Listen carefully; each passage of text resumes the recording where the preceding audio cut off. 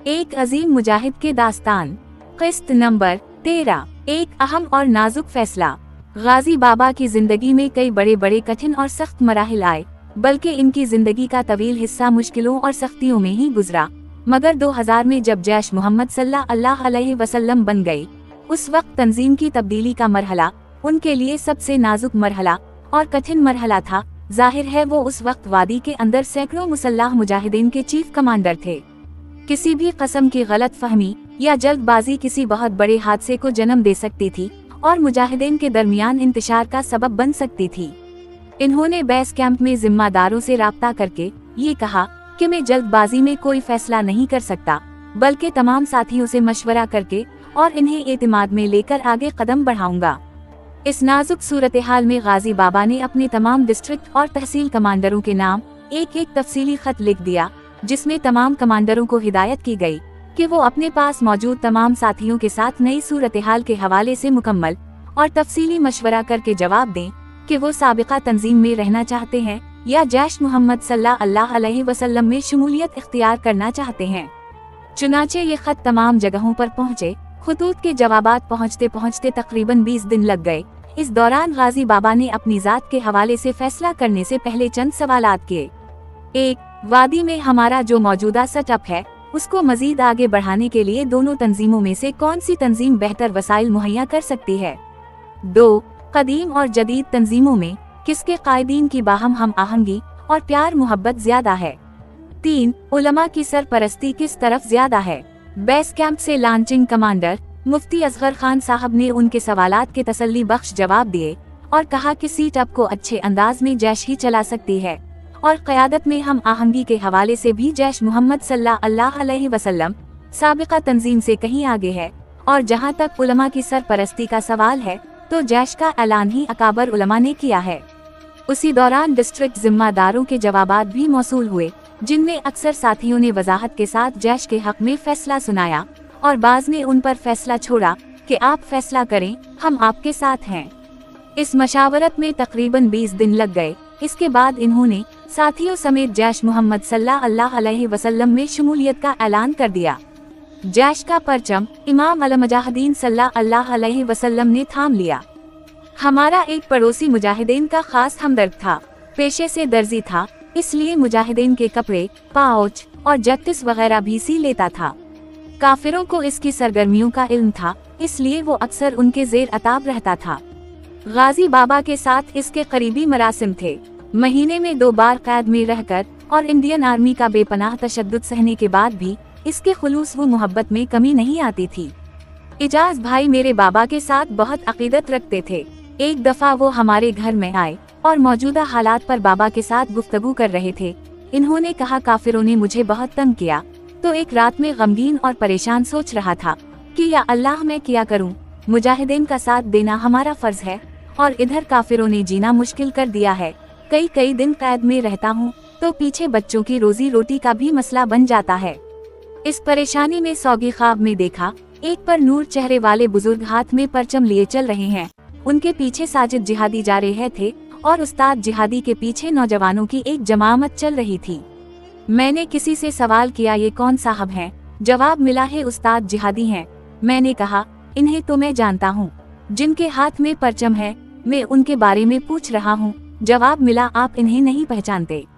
तो हमारे नबी अक़दस सल्लल्लाहु अलैहि वसल्लम हैं। जिस दिन से मैंने ये ख्वाब देखा है, इसके बाद में काफिरों के जुल्म व सितम की परवाह किए बगैर मुजाहिदीन से ताउन कर रहा हूँ। बेशक मेरी जान भी जाए, लेकिन मैं उस्ताद जिहादी का साथ कभी न छोड़ूंगा। उन्हीं दिनों सफापुरा में भी ऐसा ही वाकया पेश आया। आर्मी हेडक्वार्टर के करीब ही एक अल्लाह वाले का घर था। भारतीय फौज ने हर तरफ खौफ व हरास फैला रखा था, लेकिन वो कैंप के करीब रहते हुए भी हर कस्म के खौफ व डर से बेनियाज होकर मुजाहिदीन की खिदमत करता था। वो दीवानों की तरह मुजाहिदीन के कदम चूमता था। गाजी बाबा इससे अक्सर इस दीवानगी वाली मोहब्बत की वजह पूछते थे, लेकिन वो मुस्कुरा के एक ही जवाब देता कि अल्लाह ने आप लोगों की खिदमत के एवज मुझे जो सादत बख्शी है, वो शायद आपको भी ना मिली होगी। एक दफा शदीद सर्दियों के दिन थे। मुजाहिदीन रात के वक्त इसके घर गए। दोनों मियाँ बीवी फौरन उठे और बावजू होने के बाद मुजाहिदीन के लिए खाना तैयार किया ये अकीदत वो एहतराम देखकर गाजी बाबा ने पूछा, यारा आज बता ही दें, आखिर आपको क्या सादत मिली है। उनके इसरार पर वो बोले, मेरे ख्वाब में हुजूर सल्लल्लाहु अलैहि वसल्लम आए और इरशाद फरमाया, जिन लोगों की तुम खिदमत कर रहे हो वो अल्लाह के प्यारे और महबूब बंदे हैं, उसी काम में लगे रहो, तुम्हारे लिए भलाई ही भलाई है।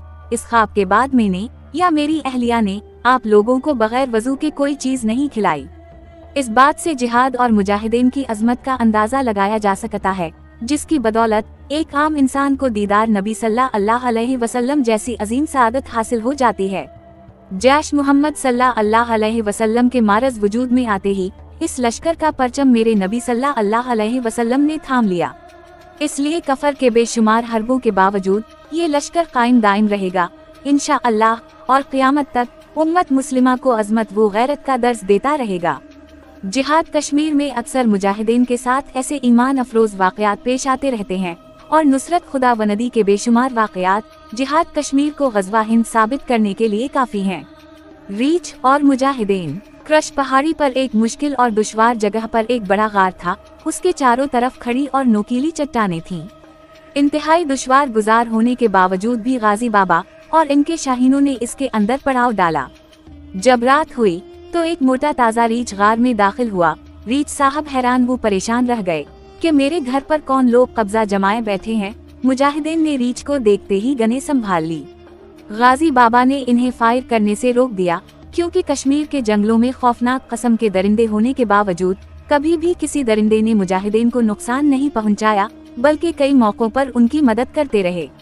रीछ चंद लम्हे मुजाहिदीन की तरफ देखता रहा, फिर वो समझ गया कि ये अल्लाह के मेहमान हैं और खामोशी से एक तरफ होकर बैठ गया। गाजी बाबा ने साथियों से कहा, ये हमें नुकसान नहीं पहुंचाएगा, इसलिए अपनी गने रखकर आराम से सो जाओ। रीछ भी अपनी जगह पर सोया रहा और सुबह उठकर उनके साथ बगैर कोई तरस किए चल दिया। रात को वो फिर वापस आया और गुज़श्ता रात की तरह आराम से मुजाहिदीन के साथ सोया रहा। वो गार असल में इसका मसकन था।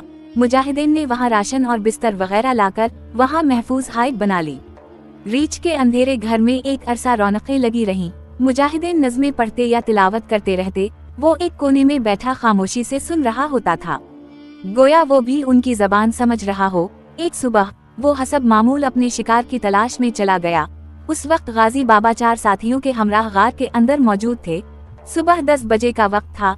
इंडियन आर्मी की एक गश्ती पार्टी जंगल की तरफ निकल गई। मुजाहिदीन गार के बाहर बैठे हुए थे।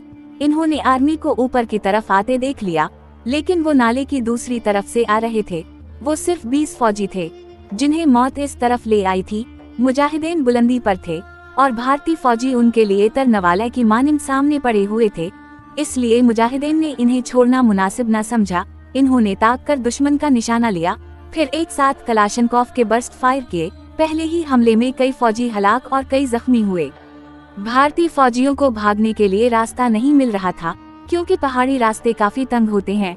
मुजाहिदीन ने चुन चुन कर इन्हें कत्ल कर दिया। फायरिंग की आवाज से पूरा इलाका गूंज रहा था। चूँकि हेडक्वार्टर ज्यादा दूर न था, इसलिए 10 मिनट के अंदर अंदर कई आर्मी गाड़ियां आ गईं और जंगल का मुहासरा कर लिया। थोड़ी देर बाद दोबारा मरका का रज़ार गर्म हुआ। धमाकों की घिन गरज से दरवू दीवार हिल रहे थे। इलाके में ये बात मशहूर हो गई कि गार के अंदर गाजी बाबा महसूर हो गए हैं। उस वक्त हमारे मोहल्ले का एक नौजवान शब्बीर अहमद उर्फ शाहजहान भाई भी गार में मौजूद थे। अब हर तरफ दुआएं, नवाफिल और मिन्नतों का सिलसिला शुरू हो गया। कोई कह रहा था, या अल्लाह मुजाहिदीन को बचा ले, मैं मस्जिद के लिए इतने पैसे दूंगा। कोई कह रहा था, या अल्लाह मुजाहिदीन की हिफाजत फरमा, मैं इसके बदले कनगराज साहब की जियारत पर चावल बांटूंगा। STF का एक अफसर चीवा के लोगों से बहुत दुश्मनी रखता था। वो हर जगह कहा करता था कि जब मुजाहिद कहीं फंस जाते हैं तो चीवा की मस्जिदों की पेटियां भर जाती हैं। ये बात सच है कि वहाँ के लोग मुजाहिदीन की हिफाजत के लिए ऐसे मौकों पर खूब मन्नतें मानते थे। हक व बातिल के माबैन घमसान की जंग जारी थी और मेरे दिल पर गैर अख्तियारी तौर पर गम व अनदवा की कैफियत तारी हो गई थी। मैं अपने घर की छत पर पहाड़ के ऊपर से उठने वाला धुआं और गर्द व गुबार देख रही थी, जो भारतीय फौज की शेलिंग और गोलों के फटने से उठ रहा था। मैं सोच रही थी कि लोगों ने मन्नतें मानी हैं, मैं कोई ऐसी मिन्नत मानूं जो इन सब से अहम हो। काश अल्लाह मेरी जान के बदले मुजाहिदीन की जानें बचा ले, क्योंकि उनकी जानें हमारी तरह की 1000 जानों से कीमती हैं। फिर मैंने एक निराली मिन्नत मानी, या अल्लाह, मैं अपने खून की मिन्नत मान रही हूँ, मैं अपना खून निकाल कर आपके रास्ते में दे दूंगी, तो मुजाहिदीन की हिफाजत फरमा और इन्हें खराज तक न आए। शायद कोई सुनने वाला या पढ़ने वाला इस चीज को मेरा पागलपन कहेगा, लेकिन मुझे इस बात का इतराफ करने में आर नहीं कि मैं जिहाद की मोहब्बत में दीवानी हो गई थी, और फिर यही दीवानगी मेरा सरमाया हयात बन गई, और उसी ने मुझे इस सआदतों वाले रास्ते का राहरू बना दिया, वरना मैं न जाने कहाँ दुनिया की रंगीनियों में बल्कि गुमराह होती। इलाके में उदासी की फिजा बन गई थी। लोग अपना कामकाज छोड़कर मुजाहिदीन के लिए गुड़गड़ा कर दुआएं मांग रहे थे। इधर गार के अंदर गोलियों की बारिश में मुजाहिदीन के कहकहे गूंज रहे थे, और वो ललाए शहादत को गले लगाने के लिए बेताब हो रहे थे। गाजी बाबा अपने शेरों से यूं मुखातिब थे, ये अजमत बातिल धोखा है, ये कुव्वत काफिर कुछ भी नहीं, मिट्टी के खिलौने हैं सारे, ये कफर के लश्कर कुछ भी नहीं। साथियों, ये गाय के बेटे, गाय के पुजारी हमारा कुछ नहीं बिगाड़ सकते, तुम उनकी कसरत देखकर परेशान ना होना। ये दरे हैं जो तूफानों के आगे ठहरने का हौसला नहीं रखते। अल्लाह के बंदो, हमें वो जन्नत मिलेगी जिसमें हूरें हैं, और हमारा अल्लाह हमारे साथ है।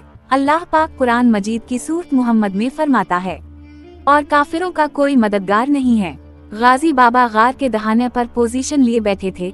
उनकी छोटी सी टेप उनकी जेब में पड़ी। जिहादी के अज़्म वो इस्तिक़लाल की दास्तान अपने सीने में महफूज कर रही थी। वो दुश्मन पर फायर भी कर रहे थे, और साथ साथ तरन्नुम के साथ नज़में और अशार पढ़कर साथियों के जज्बे गरमा रहे थे। शब्बीर भाई को उनसे बहुत मोहब्बत थी, बल्कि दोनों में बहुत गहरी दोस्ती थी। वो उनकी मन्नतें कर रहे थे, उस्ताद जी आप पीछे चले जाएं, हम इन काफिरों को देख लेंगे। गाजी बाबा ने साथी के इसरार के जवाब में ये नज़म पढ़ी, ए तायर लाहौती, इस रिस्क से मौत अच्छी, जिस रिस्क से आती हो परवाज में कोताही, आइन जवां मर्दा हक गोई वो बेबाकी, अल्लाह के शेरों को आती नहीं रबाही। सूरज इन इस्लाम के मुजाहिदों की जुरत वो इस्तिकामत को सलाम करके दूर उफुक पार छप गया, और रात ने सियाह चादर में हर शय को छुपा लिया।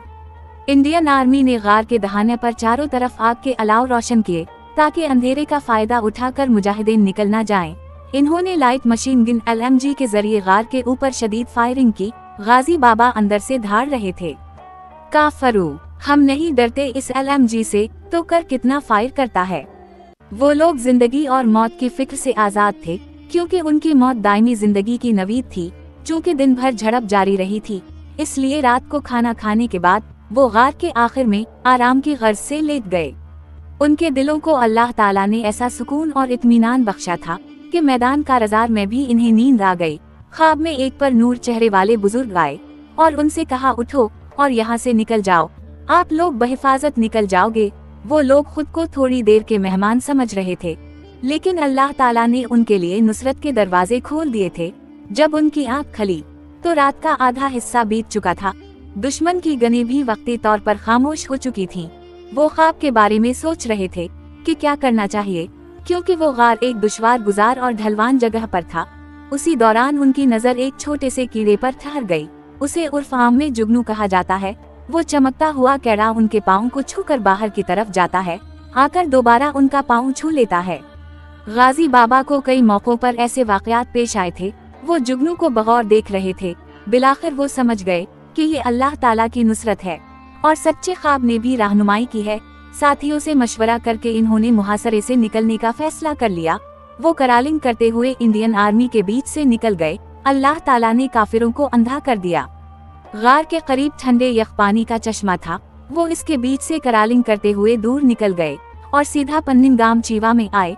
अल्लाह के फजल से मुजाहिदीन को खराज तक न आई, और बनिया 20 लाशों का तोहफा लिए अगले दिन रुस्वा होकर हेडक्वार्टर में मुंह छुपाकर बैठ गया। चीवा में आकर मुजाहिदीन ने कपड़े तब्दील किए और रातों रात इलाके से निकल गए। रात के आखिरी पहर इन्होंने पेलपुरा गांव के एक दरवाजे पर दस्तक दी। दरवाजा खिला तो अंदर एक 10 साला बच्ची मसला पर बैठी महूदुआ थी। मुजाहिदीन को देखकर वो खड़ी हो गई और गुस्से से बोली, हमारे घर में आज खाना ही नहीं पका, आपको मालूम नहीं सारे जैश वाले गार में फंसे हुए हैं, जाओ यहाँ से, चले जाओ। शिद्दत गम से इसकी आवाज गले में रनत गई और आंखों से आंसू टपकने लगे। सफापूरा के इलाकों में जैश और हजब दोनों का सीट अप था, लेकिन लोगों की अक्सरियत जैश के साथ थी। बच्ची ने इन्हें हजब अल-मुजाहिदीन के साथ ही समझकर ऐसा कहा। गाजी बाबा इस छोटी सी बच्ची के जज्बात देखकर बेहद मुतासिर हुए। इन्होंने इसके नन्हे से हाथों को बोसा दे कर कहा, बेटा हम जैश वाले हैं और आपकी दुआओं से बहिफाजत झड़प से निकल आए हैं। फिर वो साथियों से बोले, साथियों जब ये नन्हे नन्हे हाथ अल्लाह के हुजूर दुआ के लिए उठेंगे तो काफिर हमारा कुछ नहीं बिगाड़ सकते और अल्लाह की नुसरत भी उतरती रहेगी।